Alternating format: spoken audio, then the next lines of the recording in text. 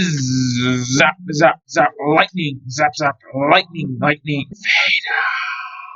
Hello everybody, it's me, the LEGO Dude, and in today's video I'll be talking about every 2024 LEGO Star Wars leak that we've had so far. Kicking things off with a recap of the January 1st sets, we have the 30680 AAT Polybag for $5, the 75372 Clone Troopers vs. Droids Battle Pack for $30, and the 75384 4+ Crimson Firehawk for $50. The Polybag is actually quite good, the Battle Pack is amazing, and the Crimson Firehawk is a decent set which is very overpriced. Moving on to the sets scheduled to release on March 1st, first up we have the 75375 Midi-Scale Millennium Falcon, which will have 921 pieces and cost $80. It'll be approximately 25 centimeters wide and won't include any minifigures. Things that it will include though are a stand, a nameplate, and a LEGO Star Wars 25th Anniversary brick. These three things will also be included in the next setup on the list, which is the 75376 Tantive 4, which will have 654 pieces and cost $70. The low piece count probably has something to do with the engines needing big pieces, but until we see the set we just won't know. Next up is the third Midi-Scale set releasing in 2024 with the 75377 Invisible Hand that'll have 557 pieces. It'll cost $53, which is quite an odd price point since most other sets are in a pattern of 5s for their price. Similar to the other Midi-Scale sets, it'll have a stand, nameplate, and 25th Anniversary brick. It'll be about 30 centimeters long and will be able to split in half from the middle, which will give you access to a small hangar for miniature Jedi starfighters. Next up we have the 75379 Buildable R2-D2, which will have 1050 pieces and cost $100. It'll have special LEGO Star Wars 25th Anniversary box art since it's one of the 2024 sets that'll have a 25th Anniversary minifigure, that being the Darth Malak minifigure, which you can see on the screen right now. The other minifigure included in this set will be R2-D2. The buildable R2-D2 itself will have a movable head, a third leg, a periscope, different tools, and an information plaque. Next up we have the 75387 Tantive 4 boarding party set, which will have 502 pieces and cost $55. It's designed to allow for several copies to be attached together and will have levers and switches to blast open doors and topple over characters. It'll also have the special 25th Anniversary box art since one of the 25th Anniversary minifigures will be included, that being ARC Trooper 5, so you can also see up here on the screen. The other minifigures who are going to be in this set are Darth Vader, Captain Antilles, 2 Stormtroopers, and 2 Rebel Fleet Troopers, which is a much larger minifigure selection than LEGO would usually give us in a $55 set. Moving on, next up we have the 25th Anniversary LEGO Star Wars Visual Dictionary releasing on April 1st for $25. It'll have a minifigure that has special 25th Anniversary printing on it, but other than that we know nothing about it. Moving on to the May 1st sets, first up we have the 75378 Grogu's Escape from the Jedi Temple, which will have 221 pieces and cost $30. The build will consist of a bark speeder with sidecar and Grogu's pram. The minifigures included are Keller and Beck, Grogu, and 2 501st Legion clone troopers, which is a great minifigure selection for a $30 set. Next up we have the 75380 Bunta Eve Pod Race diorama, which will have 718 pieces and cost $70. It'll be in micro-scale form similar to the Death Star Trench Run diorama and will have micro versions of Anakin's and Sepulba's pod racers. Next up we have the 75381 Buildable Droideka, which will have 583 pieces and cost $70. The only thing we know about it is it'll be able to curl up and roll like the original version of the Buildable Droideka from all the way back in the year 2000. Next up we have the 75383 Sith Infiltrator, which has an unknown piece count and will cost $70. It'll be smaller than the last version and will have 4 minifigures: Darth Maul, Queen Amidala, Qui-Gon Jinn, and Captain Panenka. Next is the 40675 Commander Cody brickheads, which we know nothing about yet. The final May 1st set we have is the 40676 Phantom Menace brickheads multi-pack, which will have 732 pieces and cost $55. We don't know what brickheads it'll have yet, but I would predict a lineup including Qui-Gon Jinn, Padawan Obi-Wan Kenobi, Queen Amidala, Jar Jar Binks, Darth Maul, and Child Anakin. The Bunta Eve Pod Race, the Buildable Droideka, the Sith Infiltrator, and the multi-brickheads pack will all have a special 25th Anniversary The Phantom Menace logo on the box that was also on the AAT Polybag, which you can see on the screen right now. Moving on to the May 4th sets now, first up we have the 40686 May 4th Gift with Purchase set, which will be given 10 plus branding and have 262 pieces. It's unknown exactly what it'll be, but I predicted it would be a carbon freezing chamber, so hopefully that's what we get. The other May 4th set is the 75382 UCS TIE Interceptor, which will have 1931 pieces and cost $240. It's unknown what the minifigures will be, however there will most likely be a TIE pilot included. Moving on to the June 1st sets now, first up we have the 75373 Ambush on Mandalore Battle Pack, which will have 109 pieces and cost $20. The minifigures included in this set are 2 Stormtrooper Super Commandos, a generic Blue Mandalorian, and Cosca Reeves. Next we have the 75374 Skeleton Crew ship, which will have 1325 pieces and cost $140. It was originally slated for a January release, but was delayed alongside the Skeleton Crew TV show. We also now know that it'll be called the Onyx Cinder, which is about the coolest possible name you could give it. Next up we have the 75386 Paz Vizsla and Moff Gideon Battle, which will have 289 pieces and cost $40. The minifigures included are Paz Vizsla, 2 Elite Praetorian Guards, and Moff Gideon in his armor from the end of The Mandalorian Season 3. The penultimate June set we have is the 75390 Luke Skywalker X-Wing mech, which will have 195 pieces, cost $16, and have a Luke pilot minifigure. The final June set we have is the 75391 Captain Rex Y-Wing Micro Fighter, which will have 99 pieces and cost $13. It'll have the exact same Captain Rex minifigure as UCS Venator, which I think is good since it makes the minifigure a lot more accessible. Moving on to the August 1st sets now, first up we have the 75385 Battle on Peridia, which will cost $50 and have 382 pieces. The minifigures included are Ahsoka with her white robes from the Ahsoka TV show, Ezra Bridger, a version of Morgan Elspeth with new prints, Grand Admiral Thrawn, and Captain Enoch, who will hopefully have a special helmet mold to make the gold part look as accurate as possible on his helmet. Next up we have the 75388 Jedi Bob Starfighter, which will have 310 pieces and cost $40. The minifigures included are a remake of the 2002 version of Jedi Bob with higher quality prints and an unknown minifigure. For $40 it seems extremely overpriced, but for now we'll just have to wait and see. Next up is the 75389 Darth Millennium Falcon, which will have 1,578 pieces and cost $170. It'll be branded under a sort of Star Wars Darkside logo and will include Darkside versions of Chewbacca, Rey, and C-3PO, who we know have red eyes and a black arm. The other two minifigures included are a Gungan in blue clothes and a light side version of Darth Vader. Next up we have the 75392, which will have 1,186 pieces and cost $100. It'll have 25th anniversary LEGO Star Wars box art and will include a 25th anniversary Child Leia minifigure. It's unknown what the build will be, however it's supposed to be some sort of large creature based off either the upcoming Acolyte or Skeleton Crew TV shows. Next up we have the 75393 X-Wing vs TIE Fighter, which will have 1,058 pieces and cost $110. The wings on each ship will be able to switch around to the other, which is something pulled directly from Star Wars Legends. The minifigures included are a TIE pilot, an X-Wing pilot, and 3 unknown Imperial minifigures. Next up we have one of the most exciting sets here with the 75394 Death Star playset, which will have 1,555 pieces and cost an unknown amount. It's probably being made as an opposition set to last year's Yavin 4 base, so I'd expect it to have a simple build as well. It'll have 25th anniversary box art and a 25th anniversary Cal Kestis minifigure who's from a Star Wars video game called Jedi Fallen Order. The other minifigures included are Darth Vader and 5 unknown Imperial minifigures. Next up is the 75396 Escape from the Sarlacc Pit for $90, which will have 558 pieces. The minifigures included are Han Solo, Chewbacca, Lando Calrissian, Luke Skywalker, Boba Fett, and a Weequay Desert Skiff guard. The build will include a desert skiff and the Sarlacc Pit itself. The final summer 2024 set we have is the 75398 buildable C-3PO, which will cost $150 and have 1,132 pieces. We don't know much about it except that it'll have a C-3PO minifigure. Moving on to the October sets now, first up we have the 40755 Star Wars 25th Anniversary Celebration set. It has an unknown cost, 383 pieces, and will release on October 1st. We know basically nothing about it, however I would guess that it'll have some remakes of 1999 LEGO Star Wars sets in micro scale. The penultimate set we have is the 40730 gift with purchase for the October UCS set, which will have 18 plus branding and 145 pieces. It's unknown exactly what it'll be, but I'd expect it to be a lightsaber like the last couple of October gift with purchase sets before 2022. Finally, the last set we have is the 75397 UCS Java Sail Barge, which will release on October 1st and will have 3,942 pieces. It's supposed to only have a couple of minifigures at most and will be a full UCS display set, not an MBS set like the Mos Eisley Cantina. Overall, 2024 is looking like a great year for LEGO Star Wars, and I'm excited to see how these sets turn out. Alright everyone, that is everything for today's video. Tell me your thoughts about the 2024 LEGO Star Wars sets in the comment section down below. Which wave seems best? Which specific set is your favorite? Does 2024 seem like it'll be a great year for LEGO Star Wars or a bad year? And one last thing before you leave, please remember to hit the subscribe button, ring the notifications bell, and leave a like on the video. Bye!